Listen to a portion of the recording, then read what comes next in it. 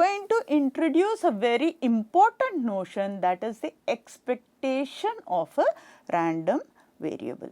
Now consider the following game of rolling a dice once. It is a fair dice, so I am just rolling it once.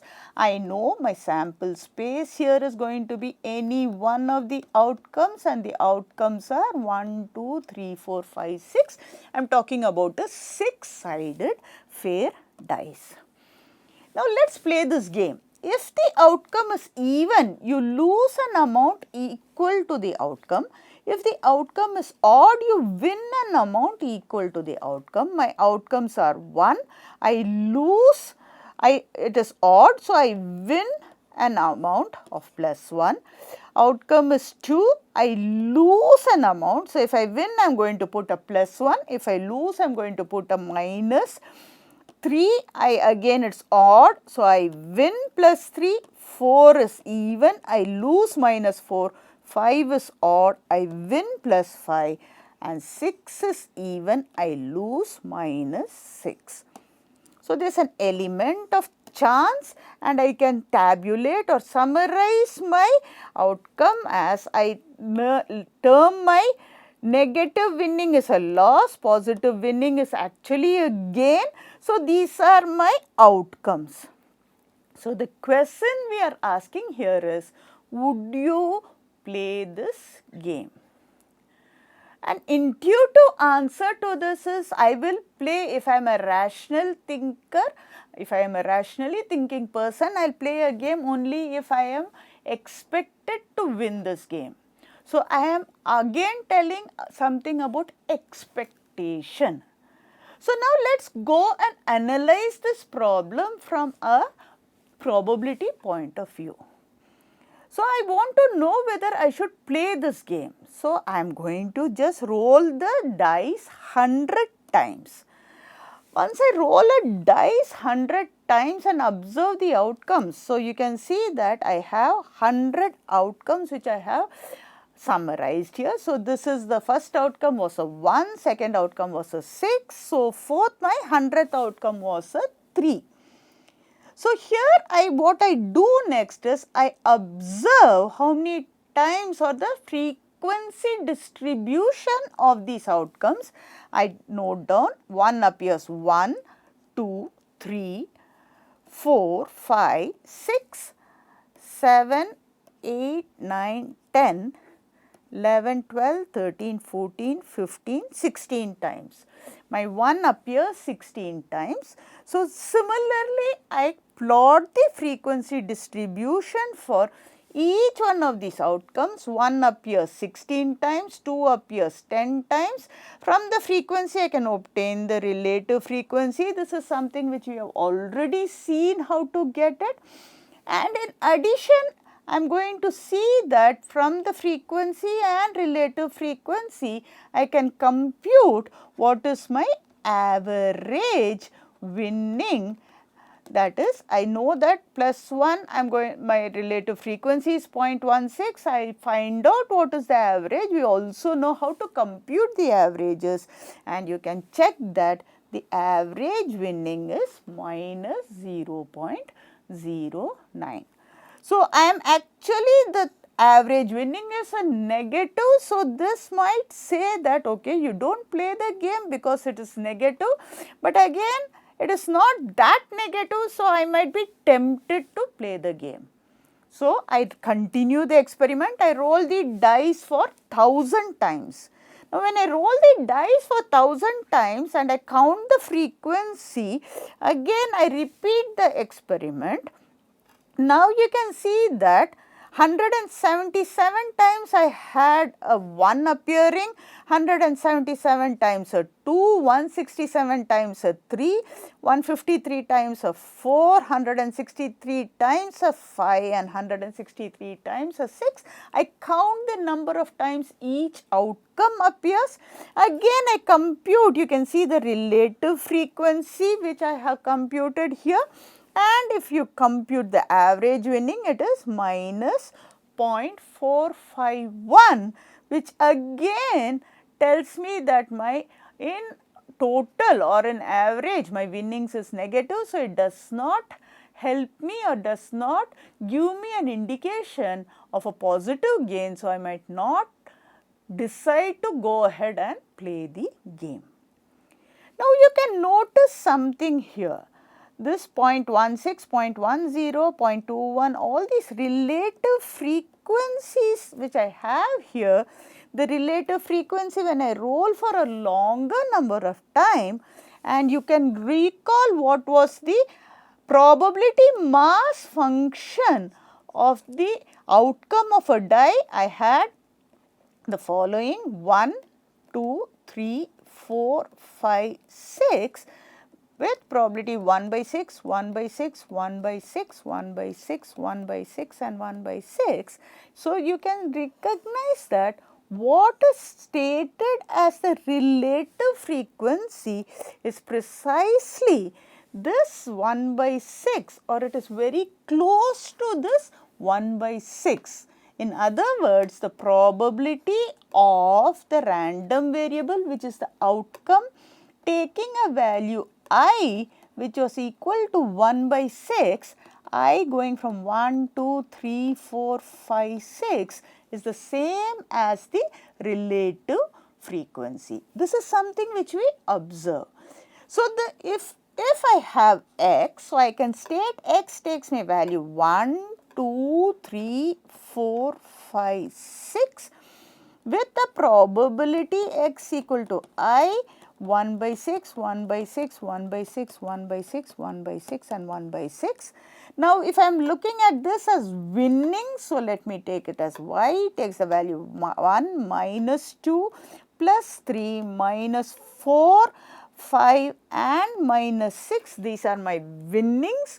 So, I can see that in expectation with the same probability, or let me call this x and I can call this y, it does not matter to me.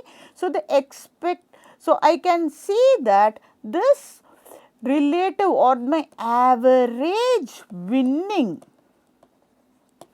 can be rewritten as 1 into 1 by 6 minus 2 into 1 by 6 plus 3 into 1 by 6 minus 4 into 1 by 6 plus 5 into 1 by 6 and minus 6 into 1 by 6, where these 1 by 6 are the weights associated with the values the random variable is taking.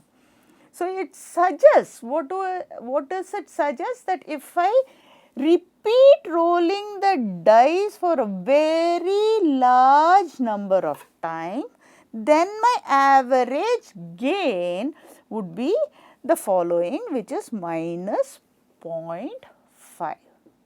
I repeat. So, it suggests that if the relative frequency is close to 1 by 6, that is what we see, and if I repeat rolling the dice for a very large number of times, then the average gain would be minus 0.5.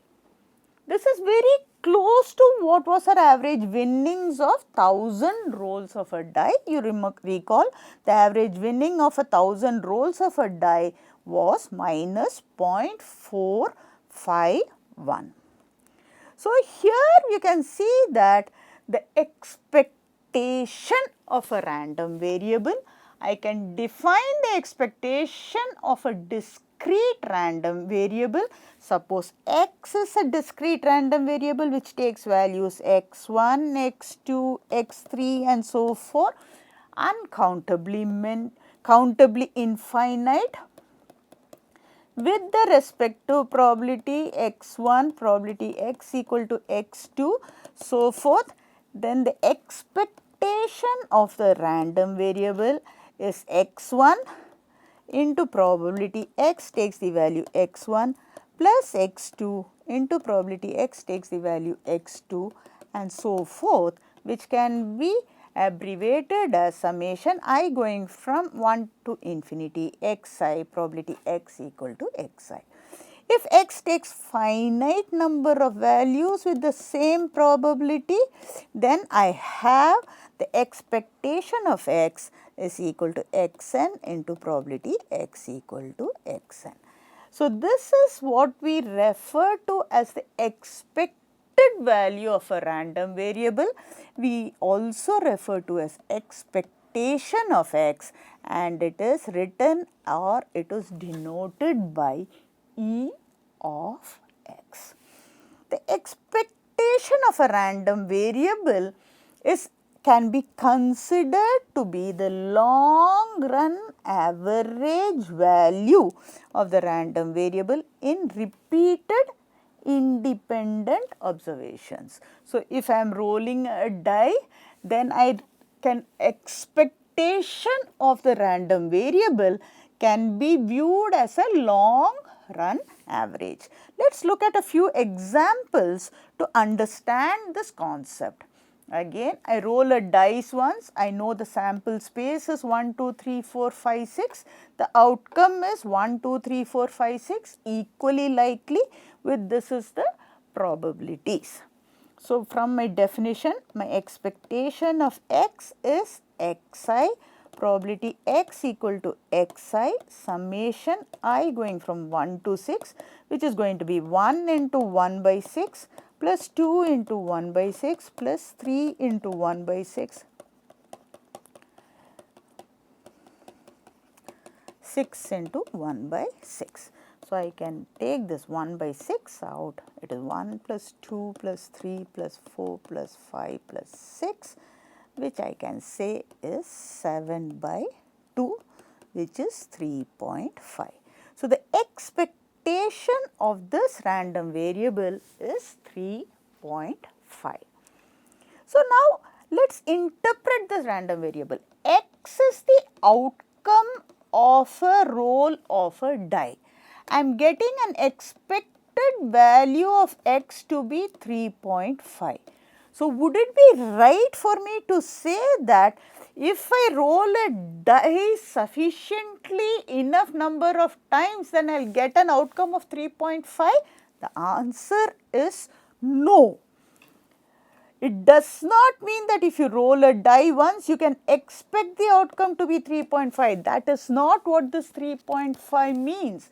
What it means is, if I roll a dice sufficient number of times, that is, I keep rolling a dice, then the average of a large number of rolls,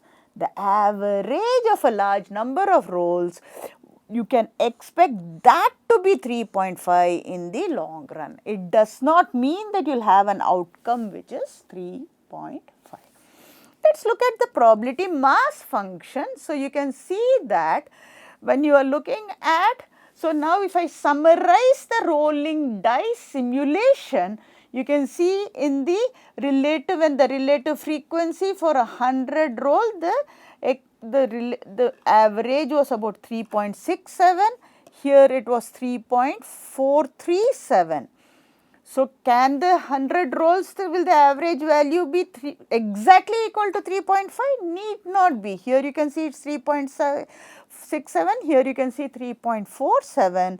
So, you can see that it need not exactly be 3.5, it would be close to 3.5, both 3.67 and 3.437 are close to 3.5, and expectation or the expected value of x is the notion of a theoretical average, and you can see that when you are actually conducting the experiment of rolling a die, I could get values which are not exactly 3.5 but close to 3.5.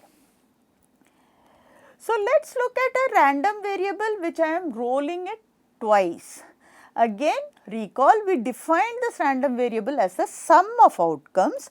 We saw that this was the distribution of this random variable. It takes values 2, 3, 4, 5, 6, 7, 8, 9, 10, 11, 12 with these probabilities. So, now the question is, if I continue to roll a 2 dice for sufficiently long period of time, what can I expect the average of the sum of outcomes to be? Again, expected x gives me the answer. So, I look at it, it would be 2 into 1 by 36 plus 3 into 2 by 36 plus 4 into 3 by 36 12 into 1 by 36, and I can verify that this expected value of x is equal to 7. Notice that in the earlier case, the expected value of x need not be a value of x. It was 3.5. X does not take a value of 3.5. So, I am not saying that x can take a value of 3.5. We are looking at a average of these outcomes. Whereas here x is taking a value which it is already taking, which was value of 7. It can happen, it need not happen also. So, expected value of x is 7. So, I can interpret or articulate it by saying that when two dice are rolled over and over again for a long time, then the mean sum is 7. Now, interestingly, when you look at the probability mass function, you see that the distribution was in a sense symmetric around this 0.7, and also you can see that suppose you imagine this to be a rod with weights hanging, that this point in some sense balances the rod. So, if one of the physical interpretations of the notion of expectation is the center of mass expectation, which comes from physics. This I am not going to dwell more into it, but it is just an intuition. You can think of these as weights being laid on a unitless scale, and you can see that this point actually balances the weight. Now, let us look at the experiment of tossing a coin thrice. Again, we know this is our sample experiment and this is the distribution of the random variable. So, my expectation of x in this case is going to be 0 into 1 by 8 plus 1 into 3 by 8 plus 2 into 3 by 8 plus 3 into 1 by 8, which is going to be 3 plus 3 6 plus 6, which is 12 by 8, which I can see is 3 by 2. Again, I can see that expectation of x is 1.5. It is not a value which x takes, but it is a value between 1 and 2. Again, the way I can interpret this value 3 by 2 is if a coin is tossed 3 times and I repeat this experiment over a long period of time, the mean number of heads in 3 tosses is 1.5. Does not mean, and I should not interpret it as the number of heads would be 3 by 2 or 1.5. This does not make sense, but the mean number of heads in 3 tosses is 1.5. Now, again going to the probability mass function, I know that this was again symmetric, and you can see that the mean is somewhere here, which is 1.5. This is 1, this is 2. These two are same, and you can imagine that this acts like a fulcrum which balances the mass. Now, let us look at a special random variable which I refer to as a Bernoulli random variable. So, a Bernoulli random variable is a random variable which takes two values. For ease of exposition, I just assume that it takes the value 0 or 1. It takes only two values, and the probability with which it takes the values, I am going to say it takes a value p, it takes a value 1 with probability p. Since this should add up to 1, if it takes the value 1 with probability p, it should take the value 0 with probability 1 minus p. So, this is the probability mass function of a Bernoulli random variable which takes two values 0 and 1. Now, if this is the probability mass function, then the expectation of this random variable, it is taking the value 0 with probability 1 minus p and value 1 with probability p, it is equal to p. So, the expected value of a Bernoulli random variable is equal to p. Now, if it is equally likely that x takes the value 0 and 1 with an equally likely probability, then I know that this p equal to half, which tells me that the expected value of x equal to half. So, if p is equally likely, then p equal to half, in which case the expected value of the Bernoulli random variable is equal to half. Again, you can see that this does not take either of these values, but it is balanced between. So, x takes two values 0 and 1. So, the balance is at this point half. There is another random variable which we refer to as a discrete uniform random variable. So, this again, suppose x takes the values 1, 2, 3 up to n, and the chance of it taking any value is the same. Earlier Bernoulli took only 2 values, but here I am assuming it takes n values. So, the chance it takes the value 1 is equal to the chance it takes the value 2. So, each one of them have a probability 1 by n. All of them add up to 1, we can verify that. So, the probability distribution is given by x takes the values 1 to n with the probability 1 by n, 1 by n, 1 by n. What is the expectation of a discrete uniform? So, it takes discrete values 1 to n with equal probability. So, my probability mass function, if it takes the value 1, 2, 3 up to n, all of them are going to be, so you can see that all the bars would be of the same height, hence it is referred to as a discrete uniform distribution. What is the expectation of this random variable? So, again it would be 1 into 1 by n plus 2 into 1 by n plus so forth n into 1 by n. I can remove 1 by n is common, 1 plus 2 plus n, which we can see is 1 by n. The sum of n numbers is n into n plus 1 by 2. I cancel these two out and I get a n plus 1 by 2. Hence, you can see that the expectation of x is nothing but n plus 1 by